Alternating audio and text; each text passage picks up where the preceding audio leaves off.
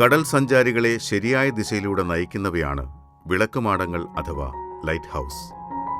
ജനതയുടെ തൊഴിൽ വൈദഗ്ധ്യത്തിന്റെ പ്രാധാന്യം തിരിച്ചറിഞ്ഞ് രാജ്യത്തുടനീളം വിദ്യാഭ്യാസ തൊഴിൽ പരിശീലന കേന്ദ്രങ്ങൾ സ്ഥാപിച്ച് ലക്ഷക്കണക്കിന് യുവതീ യുവാക്കളുടെ ജീവിതത്തിലേക്ക് പ്രകാശം പരത്തിയ ഗോപുരങ്ങളാണ് BSS കേന്ദ്രങ്ങൾ.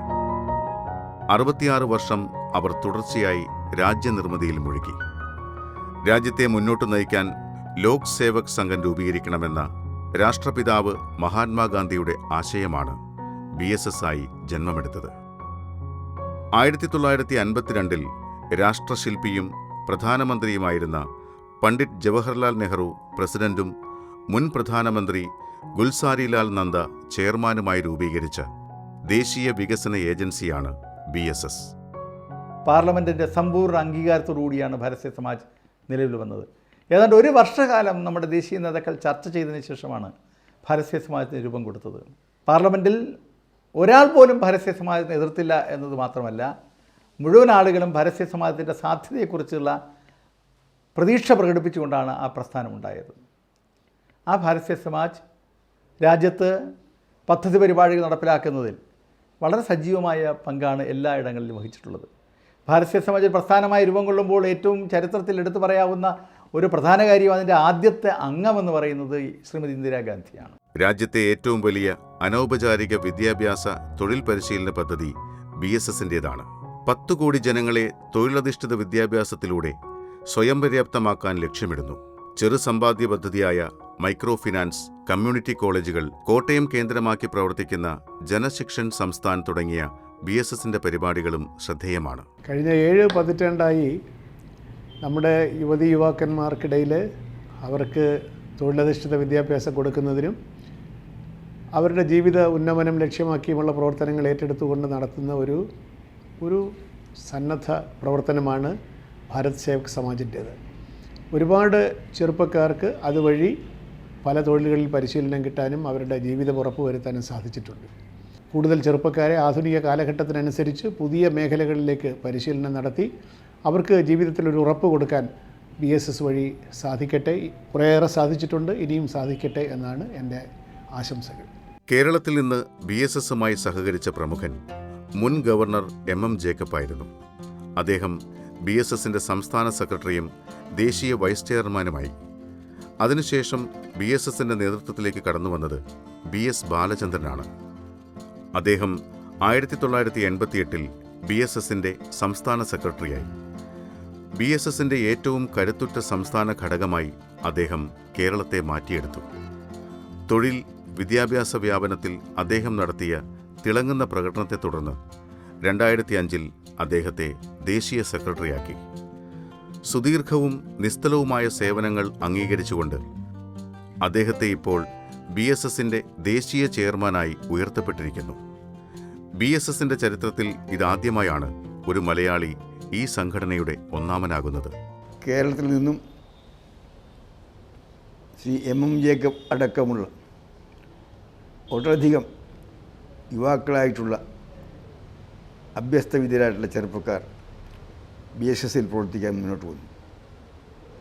BSSന് വേണ്ടി ഇന്ത്യയിലുടനീളം ഏറ്റവും കൂടുതൽ ഓടി നടന്ന് കഷ്ടപ്പെട്ടത് ശ്രീ MM ജേക്കബായിരുന്നു. അദ്ദേഹം ഇപ്പോൾ നമ്മുടെ കൂടെയില്ല. ശ്രീ BS ബാലചന്ദ്രൻ ആദ്യകാലത്ത് അദ്ദേഹം കേരളത്തിലെ BSSൻ്റെ പ്രവർത്തനത്തിൽ മാത്രം ശ്രദ്ധ കേന്ദ്രീകരിച്ച് അതിൻ്റെ സെക്രട്ടറിയായിട്ട് പ്രവർത്തിക്കുകയായിരുന്നു. സമീപകാലത്ത് BSS ദേശീയ പ്രസിഡൻ്റായി അദ്ദേഹം തിരഞ്ഞെടുക്കപ്പെട്ടു. ഇപ്പോൾ ഇന്ത്യയിലെ പല സംസ്ഥാനങ്ങളുമായി ധാരാളം തൊഴിൽ വിദ്യാഭ്യാസം നൽകുന്ന സ്ഥാപനങ്ങൾ BSS നേതൃത്വത്തിൽ പ്രവർത്തിക്കുന്നുണ്ട്. ബാലചന്ദ്രൻ പ്രവർത്തനം ആരംഭിച്ചിട്ട് മാസങ്ങൾ മാത്രമേ ആയിട്ടുള്ളൂ. അദ്ദേഹത്തിൻ്റെ കാലഘട്ടത്തിൽ പഴയകാല പ്രൗഢിയോടുകൂടി ആദ്യകാലത്തെ ജനപ്രിയ പ്രസ്ഥാനമായി BSSനെ വളർത്തിയെടുക്കുവാൻ അദ്ദേഹത്തിനും അദ്ദേഹത്തിൻ്റെ കൂടെയുള്ള സഹപ്രവർത്തകർക്കും കഴിയട്ടെ എന്ന് ഞാൻ ആത്മാർത്ഥമായി ആശംസിക്കുന്നു. 69-ലാണെന്ന് തോന്നുന്നു ഗുൽസാരിലാൽ നന്ദ, അതിനുമുമ്പ് അദ്ദേഹം 2 തവണ ഇന്ത്യയുടെ പ്രധാനമന്ത്രിയായ ആളാണ്.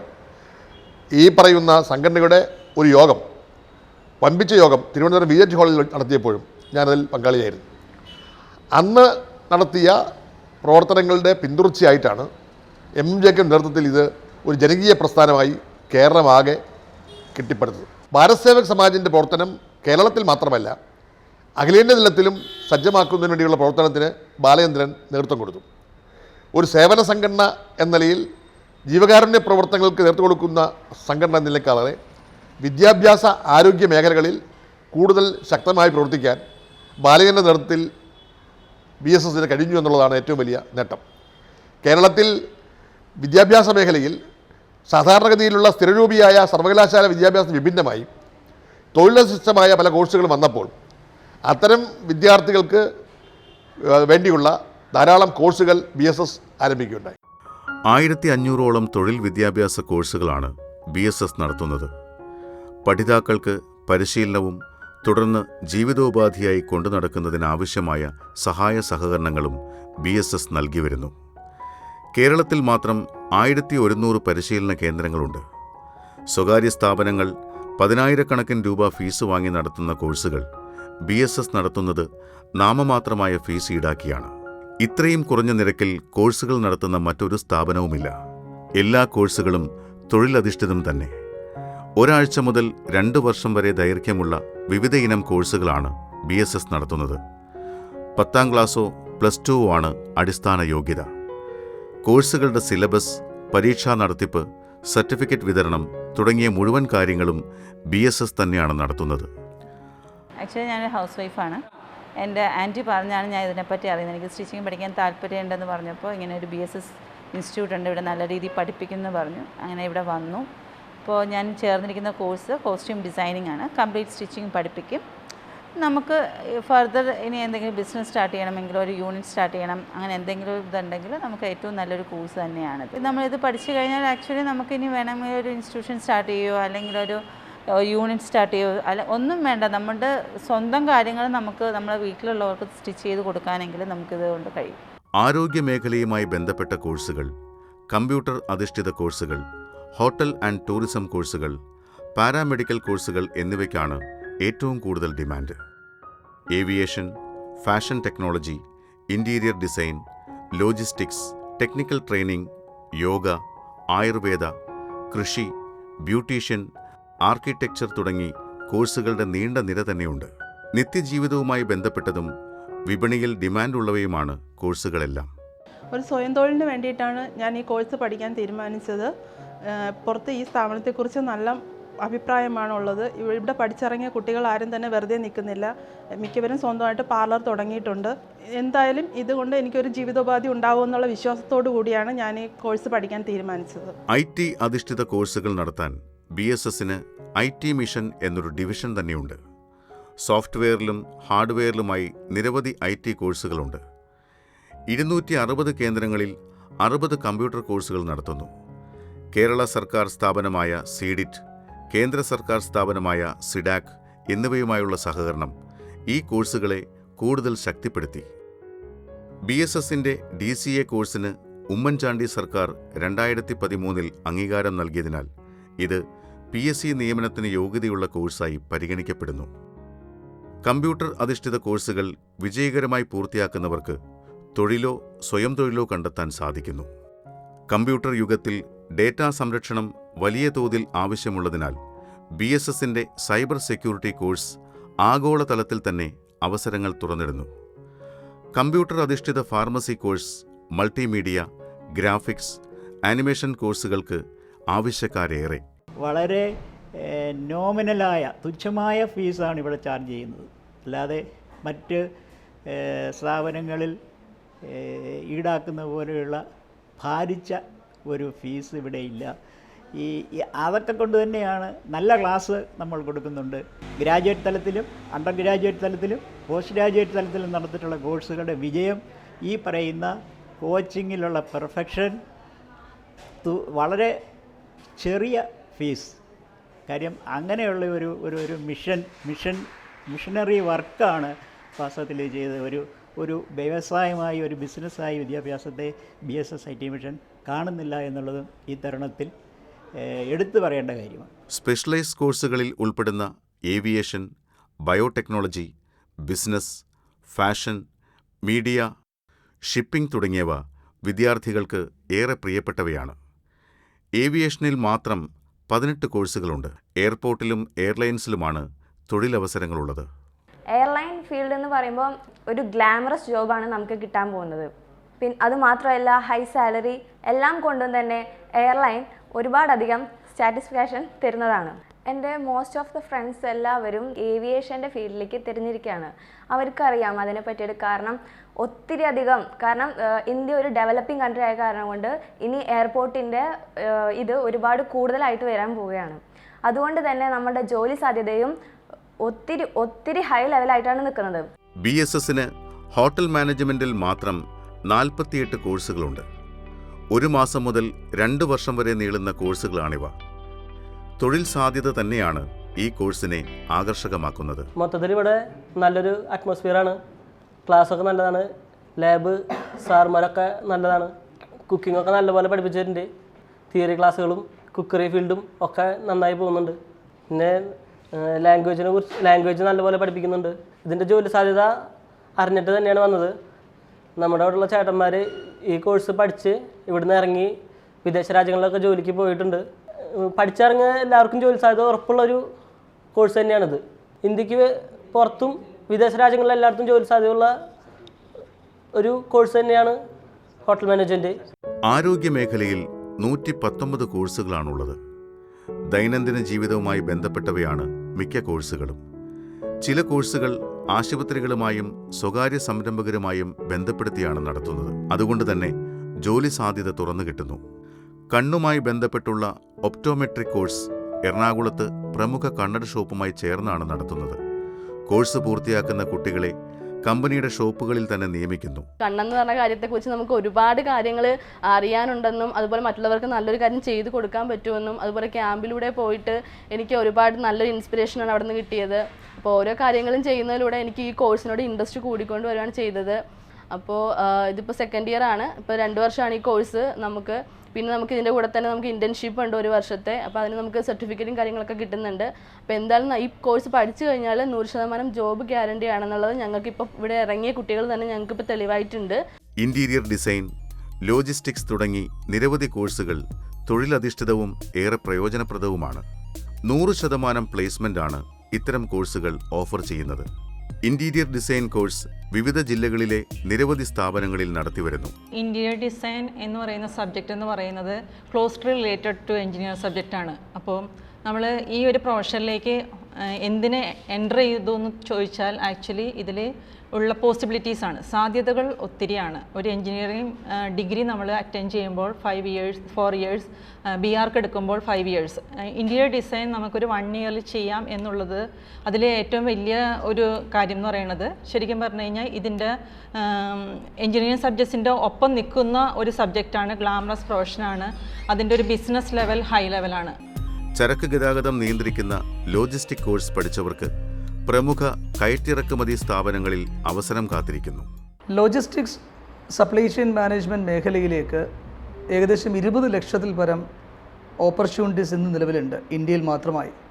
ലോജിസ്റ്റിക്സ് എന്ന് പറയുന്ന ഒരു കോഴ്സ് താരതമ്യേന പുതിയതാണെന്ന് ആൾക്കാർക്ക് തോന്നുമെങ്കിലും ലോജിസ്റ്റിക്സ് ഏകദേശം ഒരു 150 പരം കൊല്ലങ്ങളായിട്ട് നിലനിൽക്കുന്നൊരു വളരെ വലിയൊരു ട്രേഡാണ്. ലോജിസ്റ്റിക്സ് എന്ന് പറയുമ്പോൾ പൊതുവെ ട്രാൻസ്പോർട്ടേഷൻ എന്നൊരു ധാരണ ആൾക്കാർക്കുണ്ടെങ്കിലും ലോജിസ്റ്റിക്കൽ മേഖലയിൽ പ്രൊക്യൂർമെൻറ്റ് മുതൽ ഡിസ്ട്രിബ്യൂഷൻ വരെയുള്ള ഏകദേശം 100 അല്ലെങ്കിൽ 500 ആയിരക്കണക്കിന് പോർട്ട്ഫോളിയോസിലേക്ക് ആൾക്കാരെ ട്രെയിൻ ചെയ്തുകൊണ്ടും അല്ലെങ്കിൽ ആൾക്കാർക്ക് വേണ്ടി ജോലി കൊടുക്കുവാൻ പറ്റുന്ന രീതിക്കുള്ളൊരു വലിയ മേഖലയാണ്. ആ മേഖലയിലേക്ക് കടന്നു വരുന്ന ആൺകുട്ടികൾക്കോ പെൺകുട്ടികൾക്കോ ആർക്കാണെങ്കിലും അടുത്തൊരു 50 മുതൽ 100 കൊല്ലത്തോളം അവരുടെ കരിയറിനെ നന്നായി ഡെവലപ്പ് ചെയ്യാനുള്ള ഓപ്പർച്യൂണിറ്റീസ്, നിരവധി ഓപ്പർച്യൂണിറ്റീസ് നമുക്ക് നിലവിലുണ്ട്. ലോജിസ്റ്റിക്സ് സപ്ലൈ ചെയിൻ മാനേജ്മെൻറ്റ് കൂടെ തന്നെ SAP അതുപോലെ 6 സിഗ്മ തുടങ്ങിയുള്ള പ്രോഗ്രാംസും പലപ്പോഴും ഒരു ആഡ് ഓൺ ബെനിഫിറ്റ്സ് ആയിട്ട് വരുന്നൊരു കാലഘട്ടത്തിൽ ലോജിസ്റ്റിക്സ് മേഖലയിലേക്ക് ഏതൊരു രീതിക്കുള്ളൊരു ഗ്രാജുവേറ്റിനോ അതല്ലെങ്കിൽ ഏതൊരു രീതിക്കുള്ള അണ്ടർ ഗ്രാജുവേറ്റിനോ പോസ്റ്റ് ഗ്രാജുവേറ്റിനോ കടന്നു വരാനായിട്ട് ഒട്ടും ബുദ്ധിമുട്ടുണ്ടാകുന്നൊരു കാര്യമല്ല. വിദ്യാഭ്യാസ തൊഴിൽ പരിശീലനം കഴിഞ്ഞാൽ BSSന്റെ മറ്റൊരു പ്രധാന മുന്നേറ്റം ചെറുസമ്പാദ്യ പദ്ധതിയായ മൈക്രോ ഫിനാൻസ് രംഗത്താണ്. സമൂഹത്തിലെ ഏറ്റവും പാവപ്പെട്ടവരിൽ പാവപ്പെട്ടവരുടെ സമ്പാദ്യശീലം വളർത്തുക, വായ്പ സൗകര്യം നൽകുക, സ്വയം തൊഴിൽ പരിശീലനം നൽകുക തുടങ്ങിയവയാണ് പ്രധാന പരിപാടികൾ. 1997 വെറും 5 അംഗങ്ങളിലൂടെ ആരംഭിച്ച സ്വയം സഹായ സംഘങ്ങളാണ് പിന്നീട് മൈക്രോ ഫിനാൻസ് വിപ്ലവത്തിലേക്ക് നയിച്ചത്. BSS തുടങ്ങിവെച്ച സ്വയം സഹായ സംഘത്തിൽ നിന്ന് പ്രചോദനം ഉൾക്കൊണ്ടാണ് കുടുംബശ്രീ പിറവിയെടുത്തത്. നേമത്ത് വേസ്റ്റ് തുണി ഉപയോഗിച്ച് ചവിട്ടി ഉണ്ടാക്കുന്ന ബേബി കുഞ്ഞികൃഷ്ണൻ 20 വർഷമായി തന്റെ ജീവിതോപാധി കണ്ടെത്തിയത് മൈക്രോ ഫിനാൻസ് പദ്ധതിയിലൂടെയാണ്.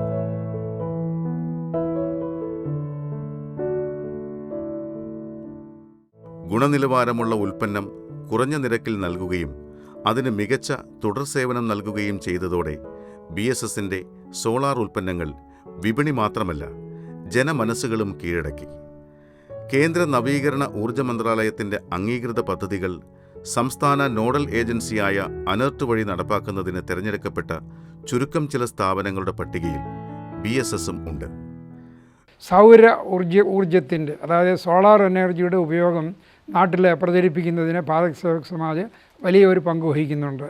ഈ കാലാവസ്ഥാ വ്യതിയാനത്തിൻ്റെയും ക്ലൈമറ്റ് ചേഞ്ചിൻ്റെ മറ്റ് പല ദൂഷ്യഫലങ്ങൾ, അതായത് ടെമ്പറേച്ചർ റൈസ് ചെയ്യുക, അതുമൂലമുണ്ടാകുന്ന പ്രത്യാഘാതങ്ങൾ, അത് നമ്മൾ അനുഭവിച്ചു തുടങ്ങിയിരിക്കുന്ന ഈ കാലത്ത് തീർച്ചയായിട്ടും സൗര ഊർജ്ജം അതിനെ പ്രചരിപ്പിക്കുന്നതും അതുപോലെ സൗര ഊർജ്ജം കാരണം മറ്റ് തരത്തിലുള്ള ഇലക്ട്രിസിറ്റി നിർമ്മാണത്തിലുള്ള പോരായ്മകൾ ഇല്ലാതാക്കുന്നതിനും സാധിക്കും.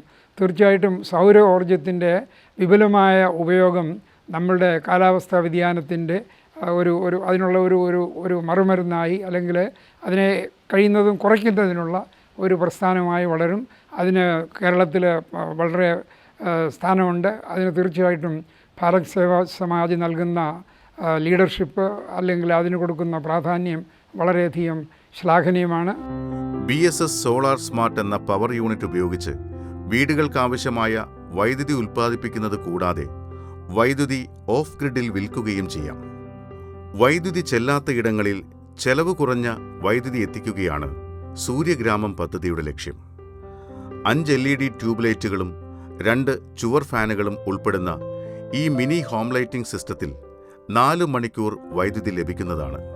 BSS സൂര്യമിത്രം കടലിൽ പോകുന്നവർക്ക് ഏറെ പ്രയോജനപ്രദമായ ഈ പാക്കിൽ ചുവപ്പും പച്ചയും ലൈറ്റുകളുണ്ട്. അപകട സാഹചര്യമുണ്ടായാൽ ചുവപ്പ് ലൈറ്റ് വീശി മത്സ്യത്തൊഴിലാളികൾക്ക് കടലിൽ നിന്നും രക്ഷപ്പെടാനാകും. പവർ പാക്ക് തിരികെ കൊണ്ടുവരുമ്പോൾ വീട്ടിൽ ലൈറ്റ് കത്തിക്കാനും ഉപയോഗിക്കാം. BSS കേന്ദ്ര സംസ്ഥാന ഗവൺമെൻറ്റുകളുടെ അംഗീകാരമുള്ള ഏജൻസിയാണ്. MNRE ചാനൽ പാർട്ട്ണറാണ്. അനർട്ടിൻ്റെ എംപാനൽ ഏജൻസിയാണ്. അതുകൊണ്ട് തന്നെ കേന്ദ്ര സംസ്ഥാന ഗവൺമെൻറ്റുകളുടെ സബ്സിഡിയോട് കൂടിയ പ്രോജക്റ്റുകൾ BSSന് ചെയ്യാൻ പറ്റും. പവർ പ്ലാന്റുകൾ സ്ഥാപിക്കുമ്പോൾ ഈ കേന്ദ്ര സംസ്ഥാന ഗവൺമെൻറ്റുകളുടെ സബ്സിഡി കൺസ്യൂമർക്ക് കിട്ടാറുണ്ട്. പവർ പ്ലാന്റുകളെന്ന് പറയുമ്പോൾ ഓഫ് ഗ്രിഡ് ഉണ്ട്, ഓൺ ഗ്രിഡ് ഉണ്ട്, പിന്നെ അല്ലാതെ ചെറിയ ബഡ്ജറ്റ് പ്രോജക്റ്റുകളും ഉണ്ട്. ഓഫ് ഗ്രിഡ് എന്ന് പറയുന്നത് ബാറ്ററി സിസ്റ്റം വെച്ച് ഉപയോഗിക്കുന്നതാണ്. ഓഫ് ഗ്രിഡ് പവർ പ്ലാന്റ് വയ്ക്കുന്നവർക്ക് ബാക്കപ്പ് കിട്ടും, അതായത് കറണ്ട് പോകുമ്പോഴും കറണ്ട് കിട്ടും. ഓൺ ഗ്രിഡ് ആണെങ്കിൽ കറണ്ട് പോകുമ്പോൾ കറണ്ട് കിട്ടാറില്ല. ഗാർഹിക ആവശ്യത്തിന് ഉപയോഗിക്കുകയാണെങ്കിൽ ഗാർഹിക ആവശ്യത്തിന് എത്ര പവർ വേണം അത് കഴിഞ്ഞുള്ള പവർ ഇലക്ട്രിസിറ്റി ബോർഡിൽ കൊടുക്കുമ്പോൾ വാർഷികമായിട്ട് അവർക്കൊരു വരുമാനം കിട്ടും. വാറൻറ്റി പ്രോഡക്റ്റാണ് നമ്മളെപ്പോഴും പവർ പ്ലാന്റിനായിട്ട് ഉപയോഗിക്കുന്നത്. BSSന്റെ അഭൂതപൂർവമായ വളർച്ചയുടെയും ഉയർച്ചയുടെയും ശക്തി സ്രോതസ് BS ബാലചന്ദ്രനാണ്. 2 തവണ കാസർഗോഡ് നിന്ന് തിരുവനന്തപുരത്തേക്ക് സാക്ഷര സാംസ്കാരിക ജാഥയും പ്രകൃതി സംരക്ഷണത്തിന് ബോധിയാത്രയും നടത്തി. Fidel Castro, doctor APJ Abdul Kalam, ONV Kurup, G Karthikeyan എന്നിവരെക്കുറിച്ച് പുസ്തകമെഴുതി. തൻ്റെ ജീവിതാനുഭവങ്ങൾ വിവരിക്കുന്ന കർമ്മപഥങ്ങളിലെ നിഴലും വെളിച്ചവും ഉടനെ പ്രകാശനം ചെയ്യും. 2000 ആണ്ടിൽ ഭാരതീയ സമാജത്തെ ദേശീയ സമ്മേളനം ഇന്ത്യയുടെ ഭാരതീയ സമാജത്തെ ചരിത്രത്തിൽ സുവർണ ലിപികളാൽ രേഖപ്പെടുത്താൻ കഴിയുന്ന ഒന്നായി മാറി എന്നുള്ളത് BSSൻ്റെ പ്രവർത്തകർ എപ്പോഴും സന്തോഷത്തോടുകൂടി ഓർമ്മിക്കുന്ന ഒന്നാണ്. ആ ദേശീയ സമ്മേളനത്തിൻ്റെ ചുവട് പിടിച്ചാണ് രാജ്യമൊട്ടാകെ ഭാരതീയ സമാജ് കേരള പ്രദേശ് ആവിഷ്കരിച്ച് നടപ്പിലാക്കുന്ന തൊഴിൽ വിദ്യാഭ്യാസ പരിപാടിയുടെ രീതിയിൽ ഈ പ്രവർത്തനം വ്യാപിപ്പിക്കുവാൻ തീരുമാനിക്കുന്നത്. അതിൻ്റെ ചുമതല അന്ന് കേരള പ്രദേശ് ജനറൽ സെക്രട്ടറി ആയിരുന്ന എന്നെ ദേശീയ തലത്തിൽ ഏൽപ്പിക്കുകയുണ്ടായി. തുടർന്ന് 2005 ഭാരതീയ സമാജത്തിൻ്റെ അഖിലേന്ത്യാ സെക്രട്ടറിയായി എന്നെ ചുമതലപ്പെടുത്തുകയുണ്ടായി. ഇന്ന് രാജ്യമൊട്ടാകെ എല്ലാ പ്രദേശ് ഘടകങ്ങളുടെയും പിന്തുണയോടുകൂടി പങ്കാളിത്തത്തോടുകൂടി ഭാരതീയ സമാജം ഈവൻ വടക്കുകിഴക്കൻ സംസ്ഥാനങ്ങളിൽ പോലും കാശ്മീരിൽ വരെ ഭാരതീയ സമാജത്തിൻ്റെ തൊഴിൽ പരിശീലന കേന്ദ്രങ്ങൾ പ്രവർത്തിക്കുന്നുണ്ട്.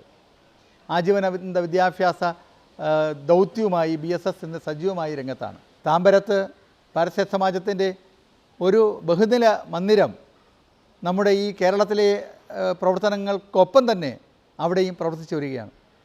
ഞാൻ ദേശീയ സെക്രട്ടറി ആയ സാഹചര്യത്തിൽ ഭാരതീയ സമാജത്തിൻ്റെ പ്രവർത്തനം ദേശീയ തലത്തിൽ നിന്ന് നടത്തുവാൻ കഴിയാത്ത സാഹചര്യത്തിൽ ഒരു തീരുമാനമെന്ന നിലയിലാണ് തിരുവനന്തപുരത്ത് ഭാരതീയ സമാജത്തിൻ്റെ സെൻട്രൽ പ്രോഗ്രാം ഓഫീസാക്കി ദേശീയ ഭാരതീയ സമാജ് ഈ ഓഫീസിന് പ്രവർത്തിക്കുവാൻ അനുവാദം നൽകിയത്. അങ്ങനെ തിരുവനന്തപുരം കേന്ദ്രീകരിച്ച് സെൻട്രൽ പ്രോഗ്രാം ഓഫീസ് പ്രവർത്തിക്കുകയും ഇതിൻ്റെ ബാക്ക് ഓഫീസായി ചെന്നൈ ഓഫീസ് പ്രവർത്തിക്കുകയും ചെയ്യുന്ന സാഹചര്യമാണ് ഇന്നുള്ളത്. ഇപ്പോൾ രാജ്യത്ത് ഭാരതീയ സമാജം കൂടുതൽ സജീവമാകുന്ന വിവിധ മേഖലകളിലെ പ്രവർത്തന പരിപാടികൾ വികസിപ്പിച്ചെടുത്തിട്ടുണ്ട്. അത് താമസമിന രാജ്യത്ത് വമ്പിച്ച ജനപങ്കാളിത്തത്തോടുകൂടി ഇത് നടപ്പിലാക്കാൻ കഴിയുമെന്നാണ് പ്രതീക്ഷിക്കുന്നത്. വിപുലമായ അനുഭവ സമ്പത്തോടെയാണ് BS ബാലചന്ദ്രൻ BSSലെത്തിയത്. 3 ദശാബ്ദമായി BSS അദ്ദേഹത്തിൻ്റെ ജീവിതത്തിൻ്റെ ഭാഗമായി. BS ബാലചന്ദ്രൻ്റെ പേരിൽ പോലും BSS എന്ന പ്രസ്ഥാനം അലിഞ്ഞു ചേർന്നിരിക്കുന്നു. അദ്ദേഹത്തിൻ്റെ ഭാര്യ ഷീലയും BSS പ്രവർത്തനങ്ങളിൽ സജീവ പങ്കാളിയായി. ശരിക്കും ബാലചന്ദ്രനെ ഞങ്ങൾ പറയാറുണ്ട് ഐഡിയ ബാങ്കാണ്. അദ്ദേഹത്തിന് ഒരുപാട് ആശയങ്ങളുടെ ഒരു ശേഖരം അദ്ദേഹത്തിൻ്റെ മനസ്സിലുണ്ട്. പക്ഷേ അത് നടപ്പിലാക്കുന്നതിൽ അദ്ദേഹം കാണിക്കുന്ന ആർജവും അദ്ദേഹം അതിന് സംഘടനാപരമായി എടുക്കുന്ന ആ ഉത്തരവാദിത്വങ്ങളും വളരെയധികം അഭിനന്ദിക്കപ്പെടേണ്ടതാണ്.